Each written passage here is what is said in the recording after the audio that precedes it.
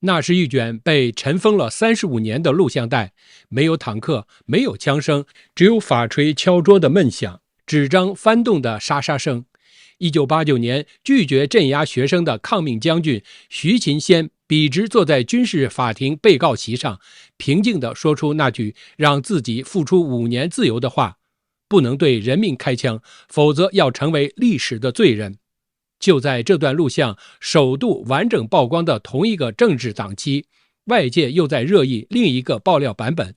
中共20大本来是习近平导演的一场对团派与元老一刀封喉式的清洗，胡锦涛被架离会场，其实是他拒绝给这场政变背书。两段画面叠在一起看，中南海真正担心的不只是谁当老大，而是如果哪一天军队再次被要求对内开火，还会不会有人再说一次不？观众朋友好，这里是大时局，我是宝博。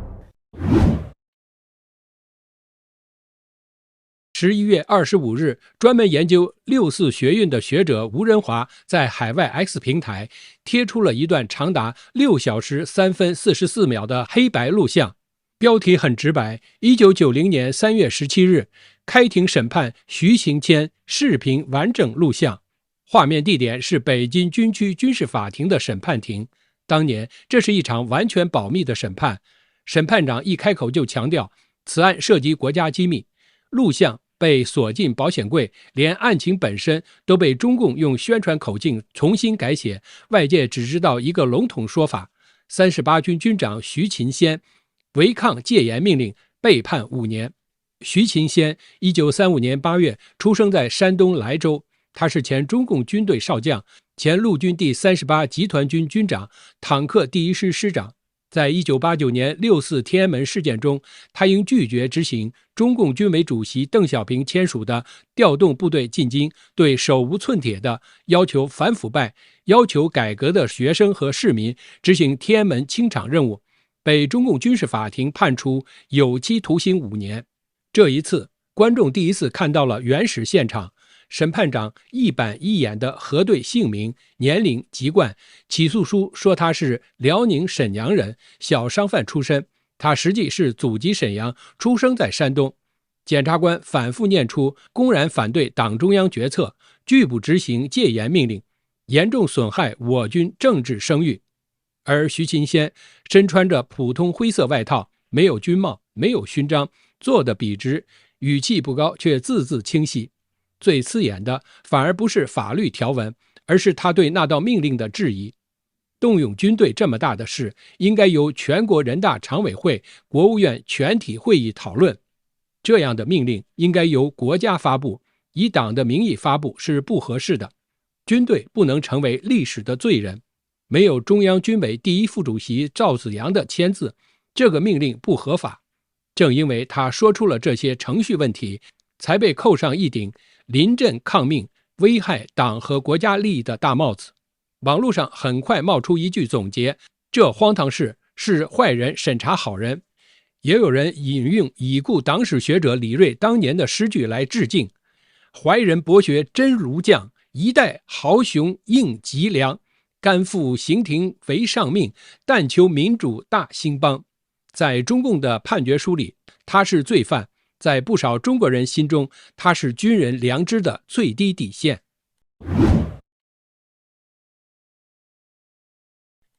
一个说不的军长是怎样被处理的？要理解这卷录像为何重要，就得回到那个关键时间点：1989年5月18日下午4点，地点北京军区主楼3楼会议室，场景军区政委刘振华等人向38集团军军长徐勤先传达中央军委关于调兵进京执行戒严的命令。按照起诉书的说法，命令一宣读，徐勤先就表示拒绝带部队进城。他的理由很不像军人：一，这不是普通维稳，是动用野战军对首都民众；二，应由国家机构而不是党内决议来下命令；三，历史会检验这个决定，执行的人要么被当成功臣，要么成为历史罪人。他不是没传达命令，在被严厉批评后，他用保密电话把戒严命令转达给38军政委王福义，说了一句：命令我已经传达下去了，但我不能指挥这个行动，你们另找人。当晚他又打电话给军区政委说，今后这件事就不要再找我了。接下来的剧情就是从军事会议室转到秦城监狱203监区。前资深记者高瑜发帖表示，徐勤先被关在秦城监狱203监区，与文革4人帮成员姚文元、康生的秘书齐景和、总参2部军人杨晓明4人关在一个通道，每人都是单间，晚上一起看电视。203监区还关过4人帮成员江青、张春桥和前中共党的总书记赵紫阳的秘书鲍同。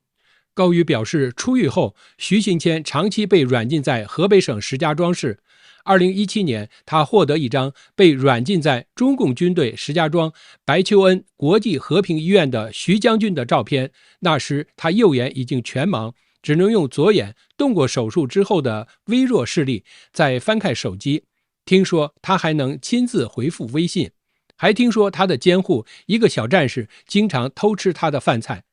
北京的家人担心他营养不良，此后得到的都是他的视力和身体继续下降的坏消息。2021年1月8日，传来徐勤先将军病逝的噩耗，高瑜和鲍同都发了推文纪念。鲍同在得知徐勤先10几年来不被允许与在北京的妻子和儿女一起生活时，感到悲愤万分。这是中共处理难以处理的人的标准方式，不公开不讨论，只是把人从历史画面上抹掉。表面上看，他只是多了一条违抗戒严命令罪，实际上他被悄悄从38军军长变成了一个需要被遗忘的名字。6·4学运领袖周峰锁在4年前徐行谦去世时做过一段长视频，专门谈军中不是铁板一块。他的回忆让这卷录像变得更有背景感。他说，当年时任国家主席兼军委副主席的杨尚昆曾经警告过身边的人，如果军队有一个班哗变，形势就会大乱。这句话说出了中共真正害怕的是什么，不是学生，不是市民，而是军人站到人民一边。周峰锁还提到几个细节，军中有7将军联名上书反对开枪镇压的行动，甚至一度传到人民日报准备刊发，最后因为有人临阵退缩而流产。一些戒严部队的军官悄悄到广场上找学生，问你们需要我们做什么。学生因为安全顾虑，反而不敢与之建立联系。6·4后，某些驻扎河北的部队被迫要求省政府发公告澄清，我们这支军队没有进过北京镇压。最残酷的一幕是关于徐勤先的38军，原本最接近北京、最了解民意、最可能同情学生的主力军，在徐勤先拒绝签字后，邓小平改派副军长带队，把38军变成长安街上开枪的主力。一方面让整个军团双手沾血，另一方面也借此孤立那个说不的人。从此38军在官方叙事中成了立功部队，徐勤先成了反面教材。这也是为什么很多军人、学运亲历者看到录像流出时会说，这份录像不只是历史证据，更是军队良知被活埋的现场记录。这卷录像被封存了35年，却偏偏选在2025年11月完整出现，而且还能在墙内短暂破防。很多人第一反应是，这种级别的东西不可能只是哪个基层人员一时意气。就在徐勤先被庭审录像在海外社交平台流传之际，11月26日，国务院任免国家工作人员公布，任命宋功德为国家保密局局长，免去李造忠国家保密局局长职务，免去史英利的国家保密局副局长的职务。郑旭光在 X 平台发帖表示，保密局正副局长同时被免职，与徐勤先审判录像泄露有关。原海军中校参谋姚成在节目中就说，这种军事法庭录像属于最高级别的保密档案，一般人根本摸不到，就算有人偷出来，只要当局坚决封杀，不可能在全球网络上完整高清长时间存在。他更关注的是时间点。一，刚开完规格异常高的胡耀邦诞辰110周年纪念座谈会，习近平亲自出席，刘源穿上将军服亮相，一群元老子女太子党同框出现。二，几天后就出现完整录像。三，几乎同一档期，国务院又宣布保密局局长、副局长双换人。在姚晨眼里，这更像是一场有控制的泄密。一方面，透过徐勤先的案子，向全社会丢出一个信号，军队不能再重演6·4；另一方面，也向党内释放暗号，军队要国家化，不能继续当哪一个人的私家军。这种解读未必就是事实，但至少说明一点，在经济恶化、内外交困的2025年，中共内部已经有人开始意识到，如果不在军队问题上动手术，这个体制可能真的走不下去。网民党报评论认为，徐将军的起诉书完整表达了中共高级将领，比如张又侠、刘源的政治立场，即军队应当国家化，而不是镇压人民的工具。释放徐勤谦审判录像，等于军内势力发出警告，不重演6·4，不做政治牺牲品。录像流出之际，自媒体人江峰的一段中共20大内幕视频也在网络上疯传。他强调自己说的是事实，不是阴谋论，但内容本身就足够惊心动魄。他的说法大致是这样的：一、6月，陈敏尔亲自写信呈上习近平核心小圈子的一个计划，要集中清洗15名团派与元老系统要员，让新的中央政治局常委会几乎全部由习家军组成。这不只是人事安排，而是一场党内政变。二、2个关键人物掉链子。陈敏尔在小圈子会议上突然冒出一句：胡锦涛总书记当年对我们不薄，抓15个是不是有点过了？在别人眼里是犹豫，在习近平眼里就是不绝对忠诚。于是他从原定的常委名单中被拿掉，由更强硬的李希顶上。军中副统帅张又侠按说应该是政变外圈布控的总指挥，但最后选择了保命不表态，一面让元老别轻举妄动，一面也按兵不动。三、2022年中共20大闭幕前那一幕，胡锦涛被带离会场，在这个叙事里被赋予了新含义。桌上那份最新版政治局名单，团派几乎团灭。习近平原本要的是胡锦涛在镜头前一切如常，为这份名单集体照背书。胡锦涛看明白大势已去，选择了主动起身离场，在全世界面前拒绝成为这场清洗的道具。四、江峰的说法是，2022年那场胡锦涛被扶离现场，不是单纯羞辱，而是胡锦涛用最后的政治资本换来一点时间。接下来2年，元老们被迫装聋作哑，满街都是2个确立，2个维护，却只能忍。直到2024年，几次规模罕见的政治局常委扩大会上，朱镕基、李瑞环、王岐山、曾庆红、温家宝等元老系统频频露面，习近平则改为辩解式发言，事态明显弱了。五、在这个叙事里，今年的4中全会被描绘成另一场关键转折。名义上习近平还在台上仍戴3顶帽子，但实际上军队与元老已经开始为后习时代布局。习能否保住军委主席都不由他一个人说了算。这套说法是真是假，外界很难查证，但他与徐勤谦录像的出现，与军队内部国家化的讨论的升温交织在一起，至少说明一点：在中国的权力故事里，军队听谁的已经重新成为关键问题。徐勤先的不成了今天军中讨论的暗语。录像曝光后， X 平台上涌出了各种解读。有人说这是军内势力发出的警告，再敢重演6·4，军队不会再为一个人的皇帝梦开枪。也有人说，这其实是张又侠、刘源那一派的政治宣示，要沿着军队国家化的方向走，为未来的政治体制改革铺路。也有人谨慎提醒，不要把一切都浪漫化，军队国家化只是换了一批人掌控枪杆子，而不是制度性的约束，仍然可能是另一种风险。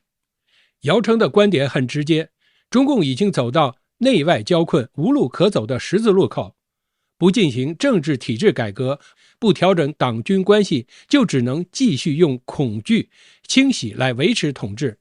这次从高规格纪念胡耀邦到徐清先录像公开，再到保密系统人事调整，是一连串连号动作。在这个剧本里，张又侠是稳住军心的主心骨，刘源代表太子党中主张改革的一翼。他们不一定是民主派，但至少明白不改就是死路一条。当然，这样的乐观解读还需要时间检验。但不管中南海里的权力棋局怎么走，有一点已经被写进了历史。1989年，有一位军长冒着坐牢风险，留下了那句“军队不能对人民开枪”。2025年，这句话被原封不动地从录像里送回了公众视野，它变成了一种暗语，说给将来每一次是否开枪的命令听，也说给每一个握枪却还保留一点良知的军人听。